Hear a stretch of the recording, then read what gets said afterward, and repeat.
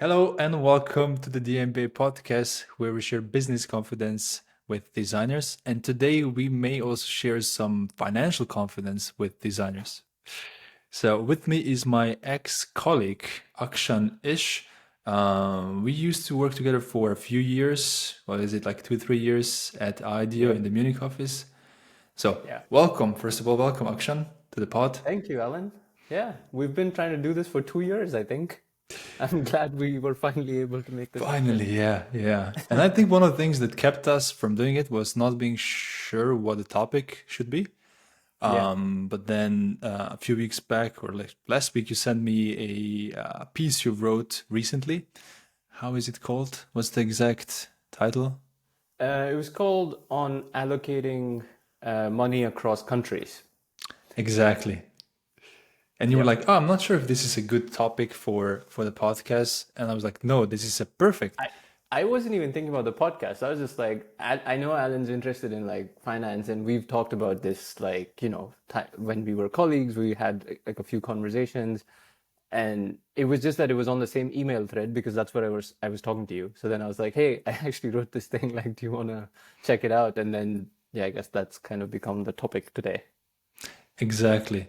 So you said I'm not sure if it's a good topic, but what you maybe don't know is that within the DMBA alumni, we have a channel called Personal Finance, and like quarterly we have a call, and then one of the alumni basically shares their approach to personal finance, and we obviously talked about ETFs, about saving money. Hmm. The most recent call was about it was from an alumni who lives in Argentina, and we talked about their hyperinflation. It was 77% in the last year. And yeah, it's Nice. not a design topic per se, but it's still like it affects all of us and we should talk about it as a community. Yeah. And I think that actually is one of the reasons I wrote that piece. Like, I mean, it's not like I'm a writer or, like I'm an expert on this topic. It's just because for me, being like from India, having lived in Germany now for almost 9, 10 years, having a kind of a stable, steady income, um, always kind of having this idea of like, I should be investing here, but also like I should be doing something with my money back in India because I keep hearing vaguely that it's a growth market and all those type of things, but like not having any sort of sense of how to go about that. When I did like figure some things out, I was like, actually, there's a lot of potential for me to share my learnings and just the journey that I'm on, and put it out there, and potentially like it'll be helpful for someone else as well. And then we can kind of do that together, right? Like, because there's a lot still that I have to learn. I mean, I've only started to get into this stuff like pretty recently, so No, but I was super happy to see you thinking about this because I was also like considering how do I also, invest in the emerging markets such as India. I mean, this is the predominant, let's say, market that seems just destined to grow over the next 5, 10 years. But you just, like you're not involved culturally, financially, business wise, and you don't know how to do it. So let's yeah. unpack it slowly. I think one of the things that I mean, where I want to start is I still remember when we started working together. And since I was in the position of a business designer and you were working as a design researcher, I think you kind of approached me with this thought of, okay, Alan probably knows something about finance, so I'll ask him. And you probably asked all the business designers in the office, I'm assuming, and you were like, hey, what should I do with my money? So let's Yeah. start there. Why did you have this goal or wish to do it? Because not everyone has it, especially early in their careers.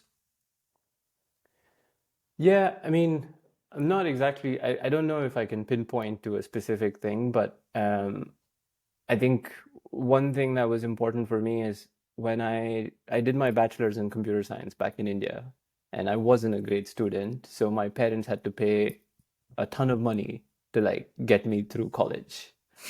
They did that by taking a loan, which then I had to repay once I did get my, like did get a job and like started to have Mm, like a fixed income.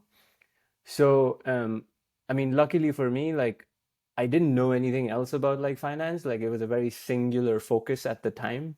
It's like okay, I know I have to repay this amount of money. Like this is the amount of money I get. Like if I chunk out whatever X percentage of money per month and like send it back home, then this is taken care of in the next year, and then like I don't have to worry about this. So it was more about like getting away from the hassle and like burden of having a loan, than like any kind of future planning or what. I mean, I didn't have excess surplus cash. Like whatever I had, I was basically repaying my loan off. Now, when I learn about these things 10 years later, that was the smartest thing I think I did. I Yes. repaid that thing in 1 year and then that was done, right? Like I didn't Mm, have to think about it anymore. Like imagine having carried it over all of these years, like with the interest rates and all that kind of stuff, it would have been crazy. Um, so yeah, sometimes like ignorance is great. Like having a singular focus was great. But I think once I was able to do that, then I was like, okay, then what do I do with like this excess cash? At the time, I didn't have like a family, no other responsibilities, like living in my 20s and stuff. It was like, okay, I was paying off that loan. I had a singular goal. Now that goal was accomplished. Then what? Now what do I enjoy, do? spend it, right? Yeah, but I guess I was never really the type of person. I mean, I spent on stuff. Like I had a great 20s. I traveled a lot, like, went to festivals and all of that. But still, like, I mean, it wasn't like I was going on shopping sprees every week, right? Like it's just not Yeah. the type of person I am. So there was that. But I think the problem I had always was like it just felt so daunting, like so inaccessible to try and do anything with it. And the chance of, I guess, I mean, the chance of failure was really high.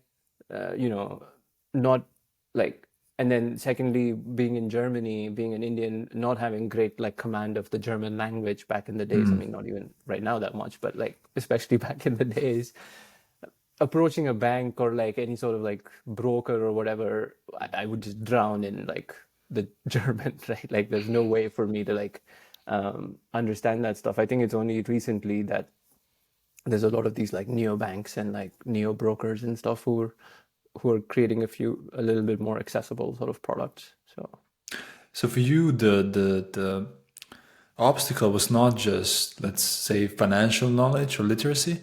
It was also just, the you living in a new country, having a different legal system, not being sure how to do things. yeah, exactly. And then I mean one of the biggest things there is like tax. It's like Mm, understanding, okay, like it's great, right? Like you get a salary and then tax gets deducted and you don't have to worry about it. Like it's just done if it's like a super clean book. But then the moment you start to like do all these other things, then you have to like account for those type of things. And then yeah, like again, also doing all of that in German was just like I would rather just not do any of that. it makes sense for some reason. Like, yeah, when I also moved to Germany, I have that feeling, like every mistake I make, they're gonna see it. It's like, it's Germans, they are strict, they are disciplined, they definitely have things under Yeah. control.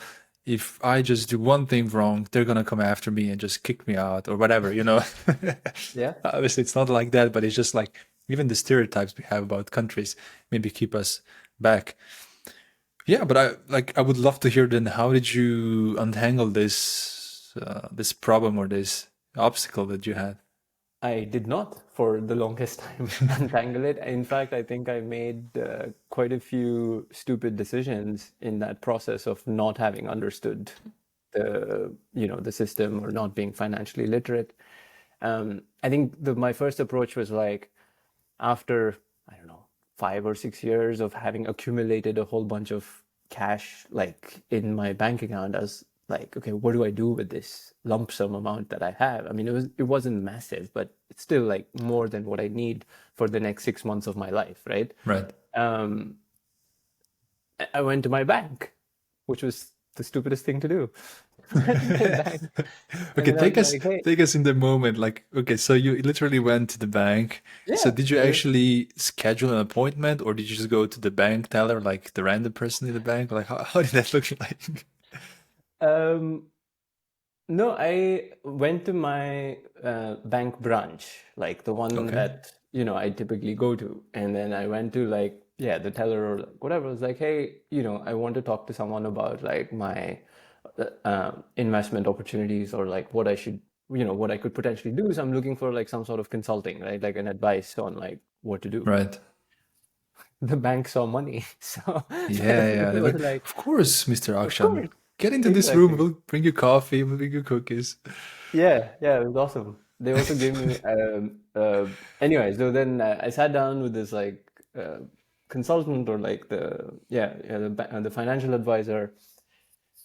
We had a conversation, like about goals and like what to do and what not to do. And obviously, I I mean, it was very clear to them that I don't speak German very well, and like, we're trying to have conversation in English, and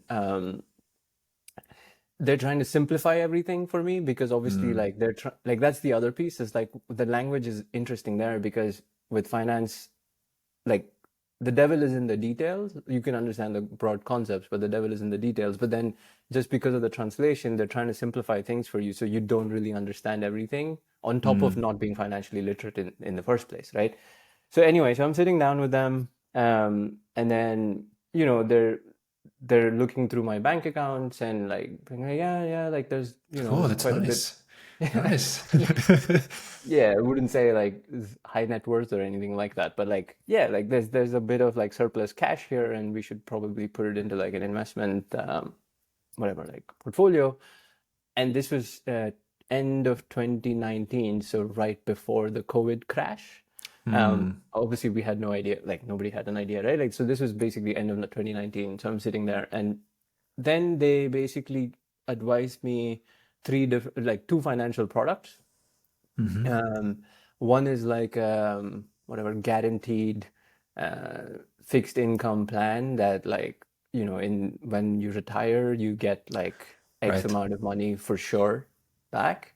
Hmm. And of course there's like good case, bad case, worst case kind of scenarios. But when you're financially illiterate, like this idea of like a guarantee Yeah. is amazing, right? Mm. Like I can put this money amount of money, and then I know for sure that in X amount of years, like I will get this back. Mm. Um, and and then they also then were like, okay, we could put, I don't know, 50-60% of the surplus in there, and then the rest of it we can put in like two funds that we manage, and these are the same things that I would advise my children or like my family to do. I was Mm. like, great, like of course if you do that for your own family, then sure, like I mean it must make a lot of sense, right? um, So was it like what kind of fund was it? Just like that's the whole point. mm. I cannot understand what type of fund that is. Like that is the whole point. I don't understand like I mean now when I look at it and I've been trying to figure it out, right? Like it's a fund of funds, multi-cap, like it's all sorts of things across the globe. Like I it's really hard to dissect what it is. And of course, not having a sense of like what does 1% fee mean That's a big one. versus like I don't know 0.2%, yeah, or 2. 0.2% fee mean over 30-40 years. Don't have that appreciation like 1%. Okay, yeah, like I spend That's 10 nothing, rupees right? or sorry, 10 euros, like they get whatever, like uh how much ever that is, but it doesn't like break my bank. Yeah. But this concept of compounding and all of that like is I mean you're naive to it, or at least I was. So I was like great, like yeah, and this was more than 1% for sure. Like it's like I don't know 1.2 1.3%, I don't know how much it was. um I signed up for two of those funds and like one of those guaranteed return plans. The thing with the guaranteed return plan is that over the course of like whatever till I retire, so another 35 years, like I make 3% on it, right? Which, uh, Annually. sorry? Annually. Uh, yeah, like there's a 3% sort of annual thing where when I look at like I come from India, right? Like we have there's a different sort of like numbers thing we can get into it, um, but also like under just becoming more and more aware of like what is a good return for me, like what am I looking for, and it's not about being greedy or not about like I want to make more, more, more, but like if I have 100 euros, like what can I make that 100 euros do for me? And what is Mm, the best way to make that possible? Like I can get a 3% return without having to pay like a 1%, like fee. yes. I can do that myself. So why should I pay you that 1% fee? But that's the question I'm asking now when I'm a little bit more like literate, right? It's not the question I asked then. I signed up for those things, Yeah. massive amounts of money in that. Then the COVID crash happened. My like obviously the funds that they had like are down like 10, 15%, 20%, whatever. Um, and it's because it's relatively big chunks of money. Those haven't recovered yet. So like I have a hard time even pulling that out, Mm, right? And then there's another whole question of like, okay, how much can I take? Like, what is the opportunity cost of leaving them there versus right. like taking them out and doing something for that 2 years? But anyway, so yeah, like couple of mistakes and blunders later, I'm trying to clean that up this year. Trying to get to a slightly better position. So before we go into cleaning it up, I think we need to now unpack because in this story there's a few points that are super important that maybe someone who is you 2 years ago may be asking, what's wrong with 1% commission per year or Mhm. 2%? And so that's one thing. So let's talk about this. And then maybe in this same topic, maybe you can say, what did you learn now over the last year? What is an expected return you're kind of aiming for? I think these are Yeah. like super important concepts. And if you take just this thing from the episode, I think you learn a lot. So let's maybe Yeah. focus on this for a moment. Yeah, I mean, again, I think people who are listening to this like shouldn't take this for any sort of like, you know, Oh yeah, advice yeah. or anything Let me like do that, the obviously. disclaimer. This is for Yeah, please do the informational disclaimer. and entertaining and educational purposes only, not an investment advice. Yeah, No, and also like I'm like we are not financial advisors or no, not anything. at all. Although we did do a project where we were, what were we like no, reimbursement consultants, remember? Um, anyway, that's a different story. But Yeah. uh, yeah, I think the disclaimer that I wanted to give is like all these numbers are a little bit like fictional. I think the main part is the concept, like Yes. whether I say 7% return or 12% return, like that's it's very contextual. But I think the concept is more interesting and important.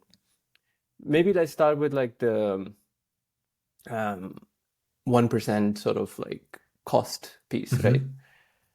Um, I mean, I think it comes down to compounding, right? Like how much, like 1% of, let's say, 10,000 euros per year over like 30, 40 years is going to basically sum up to a lot more than 0.2% or 0.3%.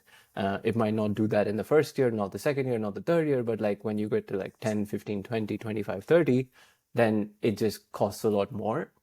But even if it costs a lot more, like the the bigger thing for me is like what I was saying earlier, if I can generate the same return by paying 0.2 or 0.3% fees, why would I then invest in something that basically generates the same return or even less in my case for a higher cost? That makes absolutely no sense to me, right? Hmm. The I mean, the other thing that's important to maybe understand or know is that when we look at like, I mean, what I've understood so far is like when we look at market indices, whether it's the S&P 500 in the US or DAX here in Germany or in India, it's the Nifty 50. Even if you look at like the all world index, right?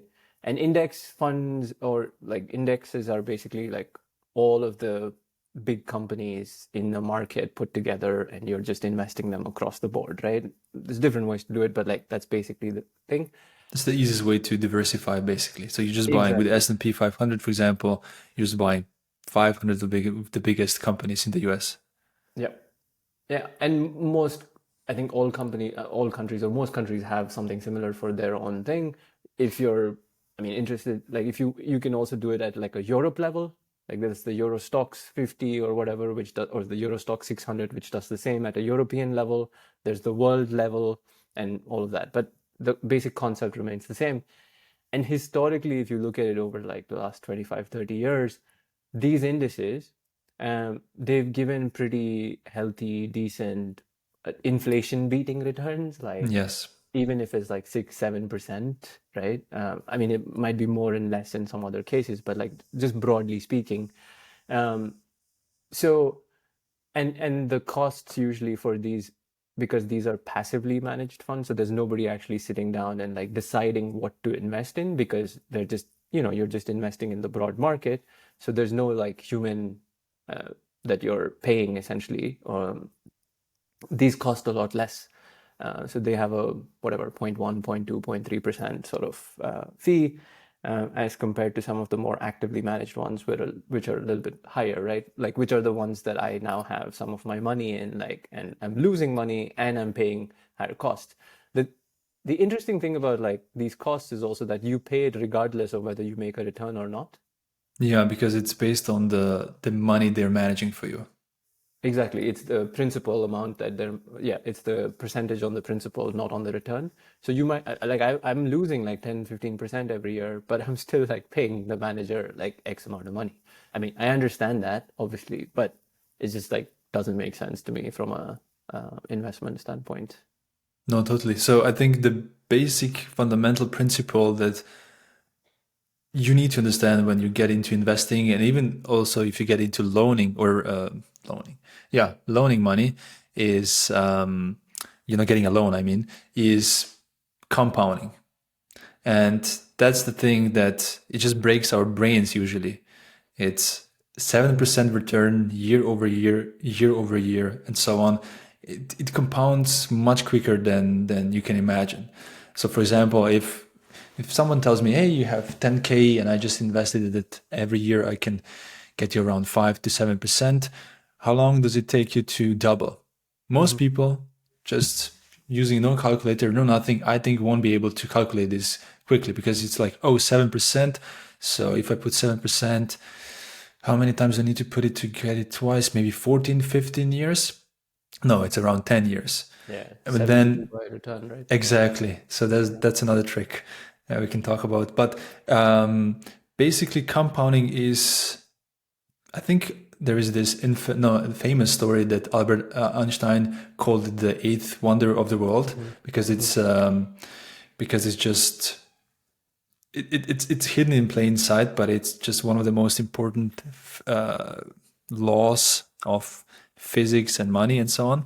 And when it comes to finance, if you're paying a relative fee, which is always in percentages, that adds up very quickly. And there is a lot of research out there. So if you just Google maybe or ChatGPT for how much money does my wealth manager keep versus me if I'm paying 1 or 2%.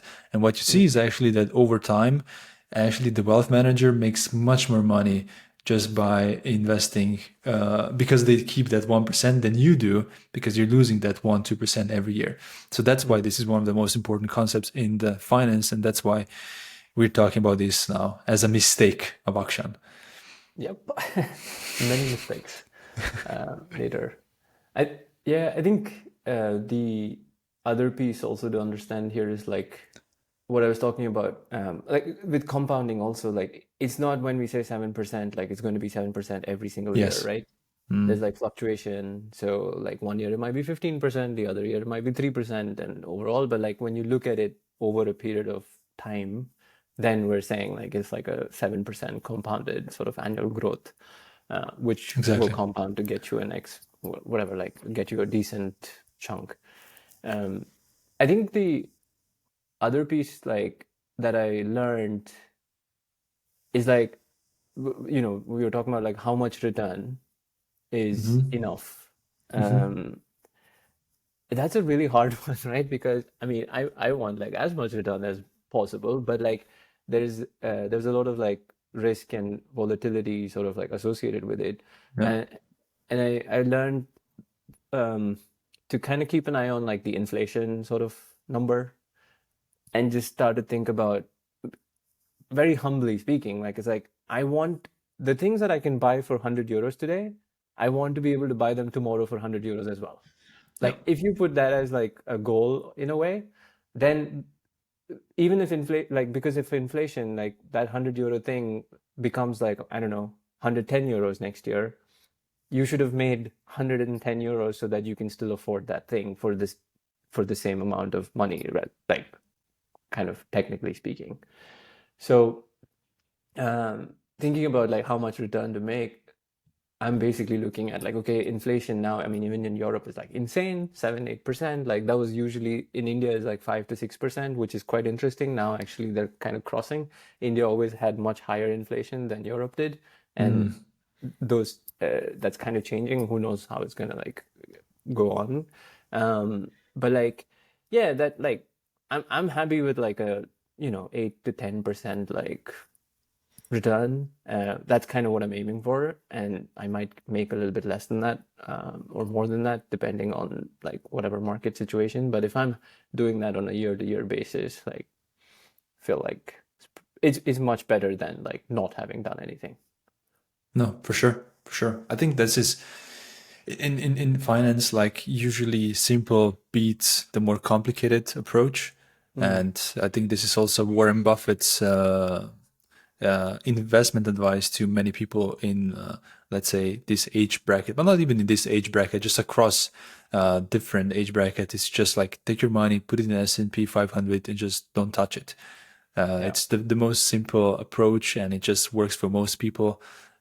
Yes, if you're Warren Buffett, you can do the active investing, but for most people, this like just diversified across an index fund and just expecting average returns is above average result for most people financially. Yep. Yeah. Yeah. You did mention one thing that I want to unpack. You mentioned something about your Indian perspective and numbers. Hmm. What's that about? That sounds Right. interesting.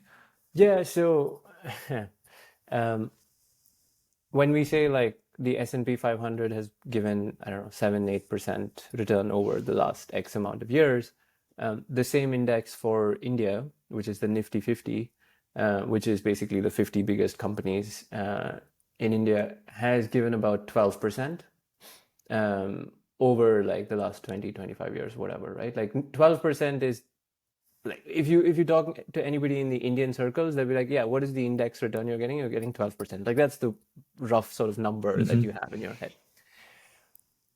So the thing that, however, like you have to take into consideration is that uh, the European or the American dollar, European euro and American dollar are stronger than the Indian rupee in terms of just the value of the currency. Hmm. And the value of the rupee, which is the Indian currency, goes down every year by roughly 3, 4%. At Hmm. least that's been happening. So when you do the math, let's say I was going to send money to India, invest in the Nifty 50 index fund, I make 12%, and then I bring it back. If I take into consideration the rupee depreciation over like the next year and so on, it's still like making 8%, 7% here. So it's not the numbers are higher, numbers feel higher, but like when you take that into consideration, like it's still Right. 7, 8%. Of course, you also have to take into account like transfer fees, like I'm sending money, I'm bringing it back, um, taxation, like, you know, because I'm an Indian citizen still, I'm not a German citizen. I have a specific status, and then I still have to pay taxes in India on specific capital gains. But I don't pay double taxation. So I don't pay tax also in Germany for the money that I've made in India, right? Because of an agreement that Germany and India have. Hmm. Um, so all of those things taken into account, a 12% in India for me is still equivalent to 7% here. That's how I Hmm. think about it. Then why did you, because in the piece that we mentioned at the top of the podcast, you're exploring how you can invest in India. So I Yeah. think for first of all, I would love to hear your perspective on it, especially on the why, why India, not just for you, but I think it also why in general. It makes sense for maybe anyone listening to also think about this. And then how. Yeah. I mean, there's a lot to go in there. So why, like for me, is pretty simple. Like I'm an Indian citizen. I've lived the first 23 years of my life in India. I understand a little bit of like, I've grown up with the companies that are now on the stock exchange, right? Like I've been a consumer of these products. I understand them. Um, so there's a huge emotional attachment to it. Like that's just because I come from there and it happens to be a growing market. So like there's an emotional attachment. Second piece is like I still have family back in India, like lots of people. I that like my son is growing up bilingual. I like he speaks Hindi and German, so I want to make sure that he has um, enough of or good enough of a relationship with like the country. So even in the future, we might think about, I don't know, like investing in like buying a house there, or like because we do keep traveling and so on. So I also have, like I mentioned, family and parents who are aging, might need to take care of them in the future. So I feel like I do require a certain amount of fund or money in India that I will Mm-hmm. need to pour there in any case, like going forward, right? That's the second piece. The third piece, I think, which is the most interesting, is that I mentioned how I made these mistakes and so on. And the reason I started to like get back into it and become more knowledgeable is because instead of trying to learn things from a German or an American or an international perspective, I started to learn stuff from an Indian perspective. I started to look at Indian blogs, Indian content creators, like Indian companies. There's like new brokers and so on, and there's so much like India has kind of shot up in terms of like retail investing. So the amount of people like investing in India has gone up basically during the COVID sort of pandemic. But as a result of that, there's a lot more accessible content. And it's content I understand because I know the companies that they're talking about. I know Mm. the dynamics that they're talking about. So that has been a great way for me to understand the fundamental concepts of investing and of finance and of how to look at like, I don't know, like what is a good performing company and all. And then I'm starting to now realize that now when I read other things or like start to look at like the American market or the European market, I'm able to apply the same concepts because the underlying concepts are the same, but it's just made it much more accessible for me. So that's like reason number That's three. cool. Mm. There's the last reason, which comes down a little bit to like asset allocation and or thinking about how to kind of like split money or split your investments. Um, Maybe this is completely wrong, but in my head currently, the way that I think about it is like um, I divide my portfolio into like 65 to 70% relatively safe assets and 30 to 35% growth assets. Not Mm-hmm. necessarily risky, but like things that have a higher potential for return. Um, and that kind of logic permeates across the board. So it goes from like, okay, so that means 65% of my assets are in European and American like markets, 35% is in India. 65% is equities, 35% is like debt and gold and like fixed income kind of stuff. That's kind of how I'm thinking about it. Maybe it's not the right way, like I'm not suggesting that, but it just helps me to like, Yeah. you know, bifurcate that. And why this split 65-35? No specific reason. I think it's more about like what you're feeling comfortable with. Like there's a few Mm-hmm. different frameworks out there that like old investing advice, like there's the 100 minus your age rule, which is basically like, you subtract your age from 100, and then whatever is left, you can put in equities, which are slightly more volatile, but also provide more return. And then whatever your age is, you should put in like debt and like slightly more safer assets. Um, it's not completely logical because your situation might be different. Like, it's not just dependent on your age. Like, I'm Mm. not saying that is the right framework, but it's somehow a number that I feel comfortable with.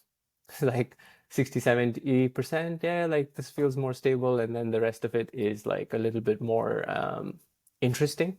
Um, and I think that's the other part of it is also like I think index investing and so on is absolutely fantastic.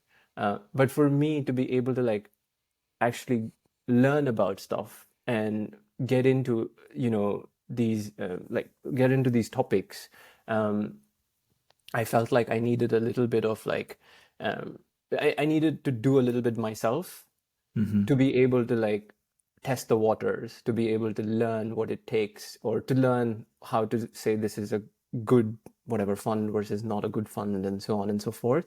Right. So there was like a learning aspect to it as well for me, and I just found India to be so much more accessible to do that.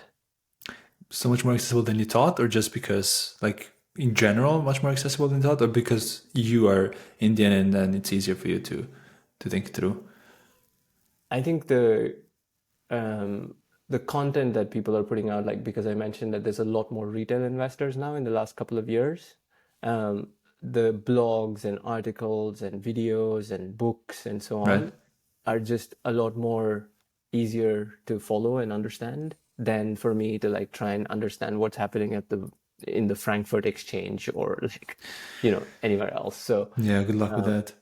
yeah, part of it is obviously because I'm Indian and I relate to that stuff, right? Yeah. So, do you have any advice on like the best resources for people to read? Because there's also there's a lot of resources out there and a lot of bad advice. If you go on TikTok, on YouTube, there's Yeah. just a lot of people who, No. yeah, give interesting advice, let's say at the least. So, is there anything like you found trustworthy that it's like your own Yeah. Bible when it comes to this? Yeah. So there's uh, India's largest broker, so the brokerage platform where you would have an account to be able to like buy and sell equities and so on, is called Zerodha, and they have an education unit called Varsity, which is an entire like education program, free of cost, including like obviously text material and videos and so on, where they basically go through all of these different concepts. And that's kind of what became my reference guide.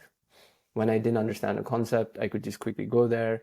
It's got like lovely stories about how to think about personal finance, and all of the topics that we touched on. Like, why is it important to touch on, why is it important to think about compounding? Like, what happens with this stuff? And, um, you know, how should you think about it if your situation is slightly different than mine, where, I have one child and two parents to take care of, whereas you might be in your 20s and not have any responsibilities, all those type of things, um, with just about enough sort of technical knowledge in there. So I found that really, really, really helpful to kind of like learn through. And then, of course, I think there's all of the classic books and stuff that you could look at and the summaries and stuff. But yeah, for me, it was a bit much. Those things were a bit much. So Have you picked up Psychology of Money no, not by yet. Morgan Housel? It's a pretty recent book, but I found it really it's really nicely written because it's written by a person who knows how to write. It's just really nicely written. It's Yeah, not like written by a financial guru, but it's someone right. who just writes. And every chapter comes in with a really like interesting spin on a topic that is like unexpected and new. And I've really thoroughly enjoyed it. And for anyone who is kind of new to the topic, I think I would Hmm. even dare to say maybe the only book you need to read. Maybe the more you read, the more you're going to get confused. And this is the one that the whole premise is that finance is one of the rare fields of life where people with less knowledge can have much better results than people with more knowledge. Right. If you like the example he gives in the intro is if you're a doctor, if you're a patient with a certain disease, you do want to get advice from the best doctor, right? Hmm. You don't want a random person on the street giving you a treatment. But with finance, a random person on the street may have much better results than the Hmm. person in the suit. And then he goes basically through this, I think it's 15 or 20 chapters of psychology of money. And, in there it's baked this idea of compounding and different diversifications and risk factors and so on. But it's really well written. So Hmm. definitely recommend it. And it goes across the border. So it's not just written for the US market. Yeah. Yeah. Yeah, that's cool. I'll check it out. Definitely. And the second part we haven't still touched upon is so we talked about the why for Yeah. the investing in India and the how. And obviously you can explain your situation, but I think for a lot of people who are not residents, they're also interested in how maybe they could invest, Yeah. from abroad. Yeah, I think maybe I'll just quickly go. So we touched on the why from a very like personal standpoint of like why I invest, but I Mm, think there's a few macroeconomic factors yes. about why India is probably a good place to invest, regardless of like whether you're Indian or not, but you're just looking to like invest some money. Um, there's a couple of different things that are going on. So like one of the big things that's happening is obviously that India is really, really picking up like manufacturing steam. So, like China used to be the absolute manufacturing hub of the world. Some of that is diversifying. So, like, Apple and Tesla and so on are like building factories. This has got to do a little bit with like the government as well, basically saying if you want to sell in this massive Indian market, you need to build it here.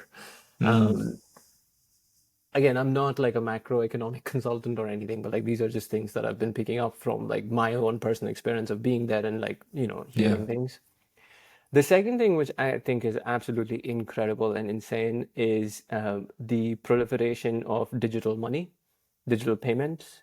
Mm. So I don't know if you've ever visited India, but like I think you With probably you. should. That's true. Yeah. Absolutely. So, you know I can't how like remember my first dish there. You got me crying very quickly. oh my goodness. Yeah, of course. Yeah, yeah. Um, Bangalore. Um, so, um, you know how on the street, like you have vendors and stuff like selling, a little bit of tea and snacks and so on. Mm, Um, you pay through QR codes, like you pay through wow. mobile money, right? Like you pay your auto rickshaw driver through mobile money. You buy groceries on the street through mobile money. Like mobile money is basically everywhere. Try that in Germany, right? Yeah. Even Um, in a restaurant, like an ordinary restaurant. Sorry, just cash. yeah, exactly. So I think you see the impact of that, and I think it's become such a norm now, like that you wouldn't even necessarily think about taking cash anywhere. Like you don't need it. Um, but what that does, I think, and this is my theory, is not like any sort of thing I've learned or read or anything like that, but this is just my theory. Um, this allows people to like this allows companies that are collecting this money and banks to basically bring people who were previously not in the financial system, Mm, who were much more informal in their dealings and it was cash and no paperwork and so on. It allows them to bring all of those people into the financial system, which means right. that these people, if they want to grow their businesses, it's much easier to get like loans and much easier to get capital because you can show like transaction histories and stuff like that. Mm, So just thinking about the rural and like middle class kind of growth because of that, because of these payment infrastructure. right. I think it basically is going to impact every single sort of part of the economy in that way, right? So I mean, those are like two sort of macroeconomic factors, I think, or at least just the macro factors to take into consideration. And even if you just look at like past returns and stuff, I was reading, there's a newsletter called Of Dollars and Data, which is quite a uh, nice one where, again, about like finance and so on. And there's an article about like, you know, thinking about investing internationally and like how to think about that. And there's like a proper analysis of like returns from past years and risk and all of those type of things. And what they found in that article is that over, I don't know, the past 20 years, or I'm not exactly sure, but like back testing this, if you invested every month X amount of money in the US market versus the Indian market, you'd have more from the Indian market than the US market, right? Although the US market has grown exponentially because of the FANG tech companies and so on. So, from a return standpoint, it's been a really strong market, and there's only so much more potential for it to grow um, as it becomes like a massive economy, right? So like it's it's the economy is also slated to maybe even um, kind of how do you say like become bigger than some of the more developed nations or some of the more Western countries in the Yeah. next 5 years, 10 years, whatever time. So there's just a lot of potential for growth. Um, and the last thing I would say is like there's there's a few companies that are super dominant. Like, Hmm. if you think about banking, there's like a couple of companies that are dominant. If you think about technology, or there's a couple of manufacturing, like any sector you take, there's like one or two companies that every single person would know about, Hmm. right? These are like almost like monopolies in a way. Like they've created so much competitive advantage for themselves, that especially growing up there, I'm like, yeah, that makes total sense. That these companies have like become so huge, and continue to be more profitable, and like continue to like grow. So Well, it why does it make sense? Why is it so obvious that they are monopolies?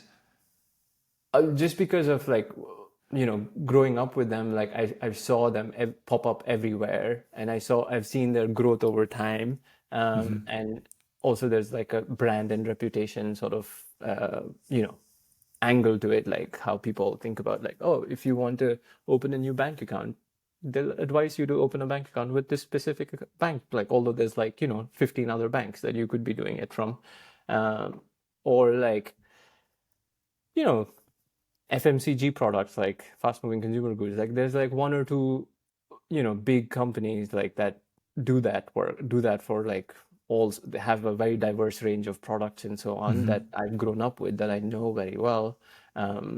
So in a way, like it again, I think it goes back to the fact, for me in that case, it's relatable, like I understand that. But just to say that there's a lot of growth potential. There's like massive proliferation of digital payment infrastructure, which the government also supports, so there's just like massive opportunity. I think the other piece we want to talk about is how, right? Mm, uh, yes. Give us the yeah. recipe.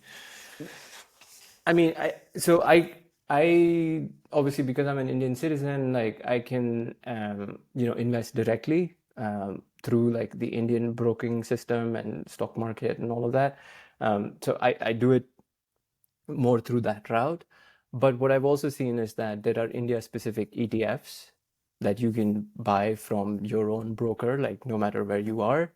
Um, which obviously will give you a sense of like, okay, what companies or what holdings there are in this ETF, and so on. I don't know any specific ETF. Like I wouldn't be able to say like, this is an ETF you should go with. But I think what's important to think about is like what I said. If the benchmark index is giving 12% return, Hmm. and with if you hedge it with the currency and so on, like it's like 7-8%, then I think an ETF which is giving that sort of return over the last X amount of years, and doesn't cost too much, is probably a pretty decent sort of like investment instrument to have, a little bit, to allocate some portion of your investment. Um, there's like with any market, there's like large cap, mid cap, small cap companies. Large cap are like the ones that have massive market capitalization. These are the big sort of companies, but then a lot of the volatility and the growth happens in the mid and the small cap sort of sector, which are smaller companies, still on the stock exchange, but like much smaller than like maybe the bigger ones.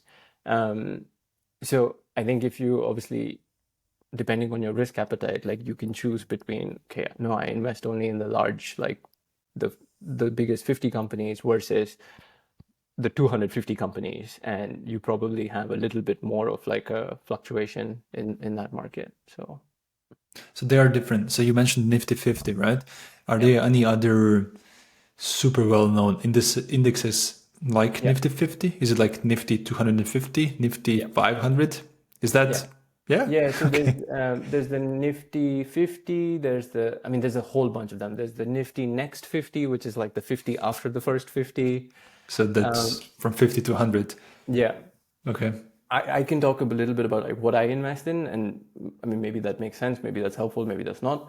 So I have the Nifty 50 index fund, which is Hmm. the 50, but then I also have a Nifty Small Cap 250, which is basically all of the, or like the 250 small cap companies. It's an index of the 250 small cap. So that is like my bet money, but diversified across Right. 250 companies, right? So I'm not taking a bet on a specific sort of company in a way because I don't know enough about these small cap companies. And that's smart, I think. Even with these indices, it can still go either way, and I think it's just much better approach in general. This small cap 250, so this is not 250 biggest companies. It's actually 250 companies somewhere in between, with the medium sized, probably still huge, but like not the Yeah, biggest ones.